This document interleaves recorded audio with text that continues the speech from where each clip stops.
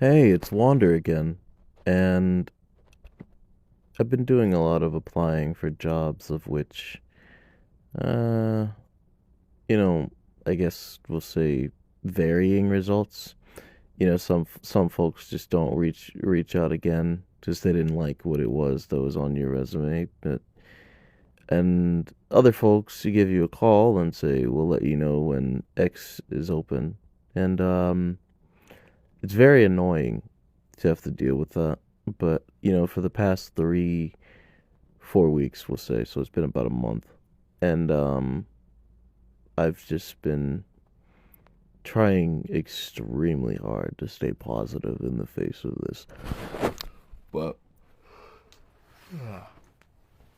I apologize for not being around. But I mean, it doesn't really matter. So I take that back entirely. But anyway, let's see. Black Pill villain got laid. Huh. Surprise, surprise. I mean, happy for bro, but the dangers are now rising up that ladder or maintaining your ladder. It's going to be interesting to see. May or may not be a bad omen on that. I'm not hoping for it, but that's what I woke up with.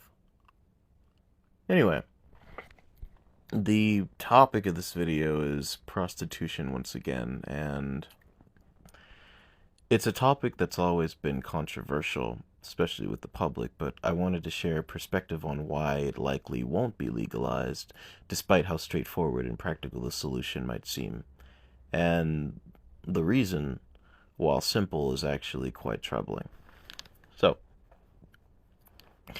Section 1, the core argument. The fact is, if prostitution were legalized, men would have a straightforward and consensual means of meeting their needs. But society seems to have an issue with men fulfilling their sexual needs in a way that doesn't involve service to or dependence on women. It's egregious. In a way, society has a double standard here, where men are judged for paying for sex, even if it's between two consenting adults. Meanwhile, this doesn't apply the same way with women. So, Section 2, the double standard in sexual freedom. Let's consider how this plays out socially. Women have much more freedom to seek out sexual partners casually, going to bars, dating, and engaging in other ways without the same stigma. And I don't necessarily see anything wrong with that freedom, as, we're all mammals.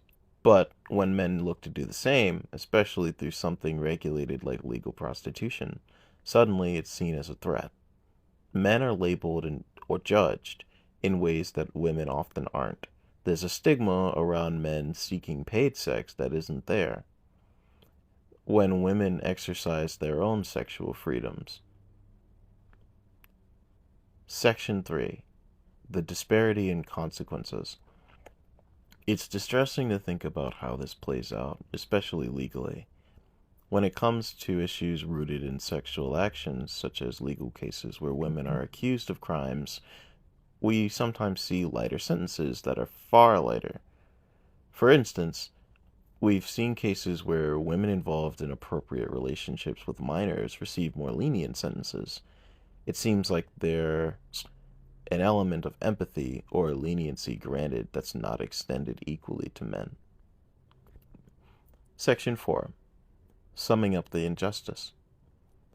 The issue ultimately is that society is uncomfortable with men pursuing their needs in a direct, consensual manner that doesn't revolve around traditional relationships or norms.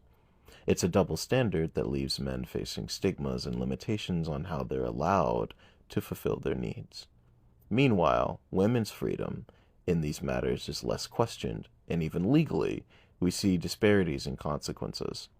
So the conversation about legalizing prostitution isn't just about the law, it's about deep-seated biases and a refusal to let go of these outdated perspectives.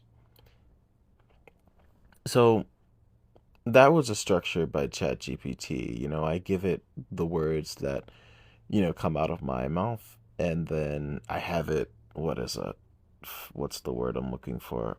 I have it move the words in a way that, they're cogent and it makes sense, I guess valid in the English language. So that's how I use it to, I guess I use that more often to try to make a video. But yeah, back to, I speak now. It's, this shit sucks.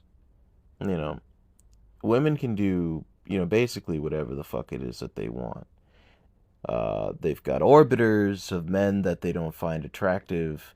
They can go after all the men that they find attractive, and then they're allowed to cry about it later and blame all men for the actions that they do. And, nobody bats an eye about this because, in the eyes of society, it's men are the problem. It's all men. But when they go away, they suddenly start to realize, oh, huh, wait a minute, the men are the ones that are going to, keep us up, especially the younger generations. So I don't really know what to say.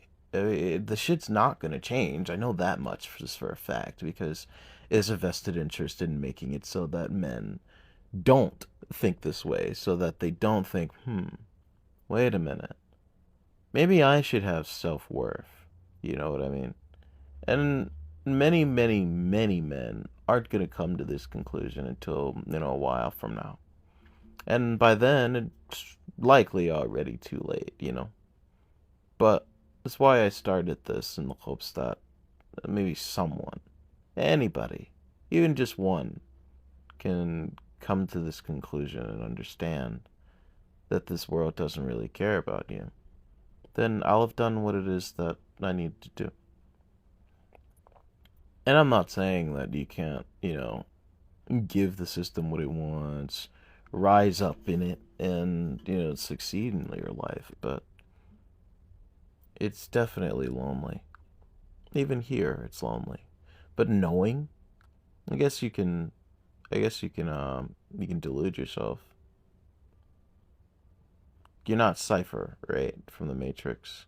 He asked if, he wanted his mind erased, so he didn't even have to think about it. He didn't want to know that there are things outside of the reality that he was going to go back to, the Matrix. But here, we can't do that. So, I guess that's why celebrities kill themselves. They come up, they find the toxicity, but, you're already at stardom. Your life is better, but yet you feel so alone. Anyway, this has been Wander, and, once again, I'm not sure what it is that I want to do with this channel per se. Uh, I'm doing it as I go along, but, I appreciate if you're still around. Anyway, that's all I have to say for today. Thanks for listening, and tune in next time. Peace.